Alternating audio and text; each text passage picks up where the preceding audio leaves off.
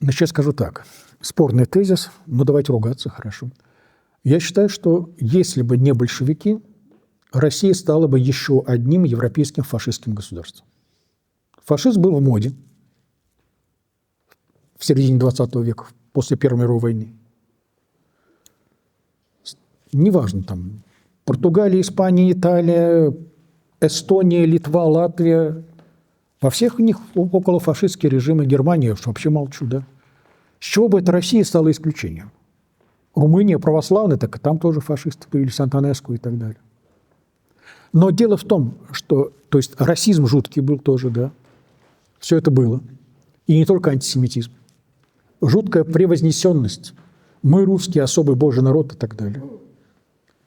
Но, понимаете, в отличие от какого-нибудь германского нацизма, то есть Гитлеру может быть благодарным именно за то, что он был антицерковным человеком. Он свои гадости творил не от имени Христа. А если бы фашизм победил в России, то все это творилось бы во имя Христа и православия. И вот в этом смысле, то есть, представьте себе, Россия, ведь от русской армии не требовалось брать Берлин. Достаточно было бы отступать дальше, от Риги дальше к Таллину, оставить там Минск, да, до Смоленска дойти. Достаточно было просто бы изображать, что мы удерживаем линию фронта, но в ноябре 18 года все равно Германия капитулировала. Она капитулировала уже имея ресурсы Украины, имея большевиков в качестве союзников в ноябре. Если бы этого Россия держалась бы, не было бы Брестского мира, предположим, да, или Февральской революции.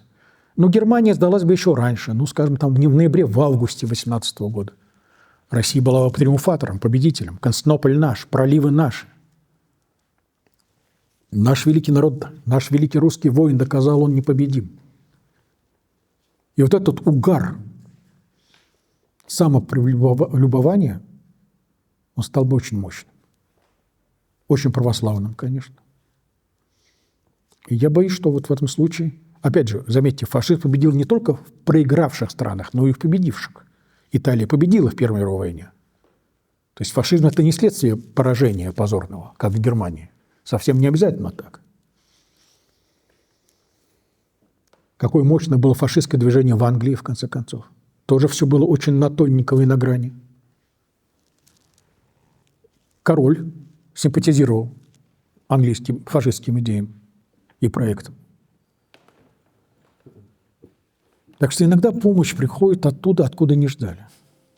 Даже, казалось бы, в маске и в виде врагов. А дальше уже требуется мудрость, чтобы истолковать, за что, почему, что означали те или иные события, от чего, Господи, Ты нас спас, зачем Ты нас понудил пройти вот этим путем испытаний. И самое главное, это мы прошли или нет? Меня всегда корежит, когда церковные риторы сегодня говорят, наша церковь – церковь мученица. Ну да, 70 лет назад была мученица. А вы такое отношение ваше тише к этому имеете? Ваша-то жизнь была сытой, спокойной и весьма-весьма компромиссной. И что надо, вы всегда подписывали. И давали нужные показания. Это меня удивляло в советские годы. В кабинете каждого епископа, моего знакомого, где мне доводилось бывать, обязательно висела картина типа «Убиение митрополита Филиппа» или «Убиение патриарха Гермогена поляками в Кремле». То есть, понимаете, как бы вот мученики древние, да мы их преемники. Просто а что у тебя-то общего в твоей пастырской жизни, политике? Ты-то какого Ивана Грозного остановил? Кому помешал? То есть это тоже такая неприятная черта. Гусерим спасли, да? Вот. Чужие подвиги напяливаются на себя. Ну, как в государственной пропаганде это происходит с подвигом героев войны, той Великой Отечественной, да? Ну, а вы-то к ним какое отношение имеете, господа? Вот так же и здесь.